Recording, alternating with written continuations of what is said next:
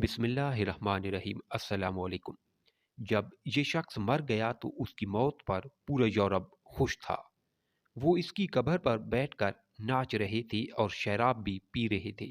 ان میں سے ایک نے کہا، خدا کی قسم، اگر اس قبر کے مالک نے دم لیا ہوتا تو وہ ہم میں سے کسی ایک کو بھی زندہ نہ چھوڑتا اور نہ ہی ہمارے ساتھ آباد ہوتا۔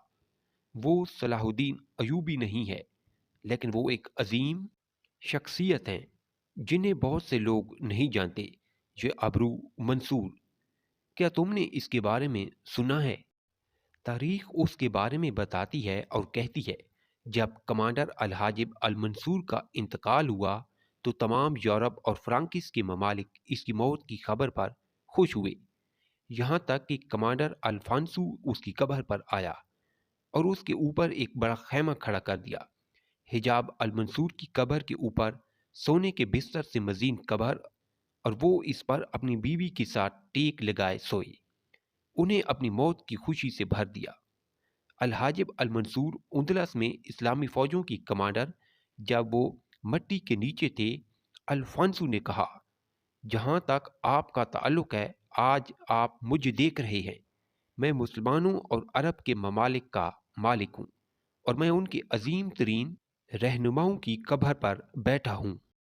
حاضرین میں سے ایک نے کہا، خدا کی قسم، اگر اس قبر کا مالک دم کرتا تو ہم میں سے کسی کو زندہ نہ چھوڑتا اور نہ ہی ہمارے ساتھ آباد ہوتا۔ الفانسو نے غصے میں آ کر سپیکر پر اپنی تلوار تان لی، یہاں تک کہ اس کی بیوی نے اس کا بازو پکڑ لیا اور کیا کہا، کہنے والا ٹھیک کہہ رہا ہے، کیا اسے ہماری طرح اپنی قبر پر سونے پر فخر ہے؟ خدا کی قسم، اس سے اس کی عزت بڑھے گی، اس کی موت سے بھی ہم اسے شکست نہیں دے سکتے۔ تاریخ اس کی جیت کو ریکارڈ کرتی ہے جب وہ مر چکا تھا۔ حاجب المنصور محمد بن ابی عامر العمیری، وہ جنوبی اندلس میں سن 326 ہجری میں پیدا ہوا۔ اس نے مسلمانوں کی فوج میں رضاکانہ خدمات انجام دی اور اپنی ہمت کی وجہ سے قرطبہ میں پولیس کا سربراہ بنا۔ پھر اپنی ذہانت کے باعث اندلس کے حکمرانوں کا مشیر بنا، پھر اندلس کا شہزادہ اور فوجوں کا ایک کمانڈر۔ اس نے اسلامی فوجوں کے ساتھ 50 سے زائد لڑائیاں لڑیں، جن میں سے اس نے سب میں فتح حاصل کی، اور اس نے اپنے جھنڈے کو نہ تو گرایا نہ ہی شکست دی، اور اس کے قدموں نے ایسی زمینیں روندیں جنہیں کسی مسلمان نے نہیں روندا تھا۔ اس کی سب سے بڑی فتح لیون پر حملہ تھا، جہاں یورپی افواج لیون کی فوجوں کے ساتھ جمع ہوئیں۔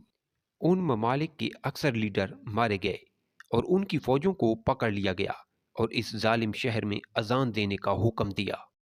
آپ صلی اللہ علیہ وآلہ وسلم ہر جنگ کے بعد اپنے کپڑوں کو مٹی جمع کرتے اور ہر زمین کے بعد کھولتے تھے اور وہاں نماز کے لیے اذان دیتے تھے۔ آپ صلی اللہ علیہ وآلہ وسلم نے اس خاک کو ایک فلاسک میں جمع کیا تھا اور آپ صلی اللہ علیہ وآلہ وسلم نے سفارش کی تھی فلاسک کو اپنے ساتھ دفن کر دیا جائے تاکہ یہ ایک ہو جائے۔ اللہ کے لیے گواہی دینا جس دن اس سے حساب لیا جائے گا۔ مغرب کے ممالک اور فرنکیوں کی اس سے شدید دشمنی تھی، کیونکہ ان کے آقاؤں اور لیڈروں کی بڑی تعداد ماری گئی تھی۔ وہ اپنے گھوڑے سے اتر کر جنگ کے لیے دوسرے گھوڑے پر سوار ہو رہا تھا اور خدا سے دعا کر رہا تھا وہ محل کے کمروں میں نہیں بلکہ ایک جنگجو کی طرح مرے، اور وہ اپنی مرضی کے مطابق مار گیا۔ اگر وہ فرانس کی سرحدوں پر حملہ کرنے کے لیے مارچ کے دوران انتقال کر گیا۔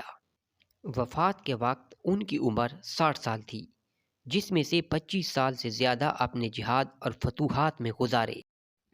المنصور اپنے رب سے ملاقات کے لیے گئے اور ان کا نام مسلم تاریخ میں ہیروز کے ناموں کے ساتھ امر رہے گا۔ اس کا ارادہ تھا کہ جنوبی فرانس کے شہروں کو پیرینز میں گھس کر کھول دیا جائے گا۔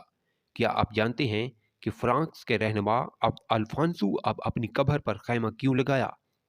مسلمانوں کی جنگوں اور فتوحات کی خاک اپنی جیب میں اٹھائے ہوئے فلاسک کے ساتھ شہید ہوئے۔ وہ شہید ہوا اور اس کے جسم پر ان لڑائیوں کے زخم ہیں جو اس نے خدا کی گواہی دینے کے لیے لڑے۔ اس کی ساری فکر اپنے رب سے ملاقات کی ہے اور اس کے پاس اس کی شفاعت کے لیے کچھ ہے۔ یہ وہی ہے جو ہمیں سکولوں اور یونیورسٹیوں میں پڑھانا پسند نہیں کرتے جب ہم عظیم تھے۔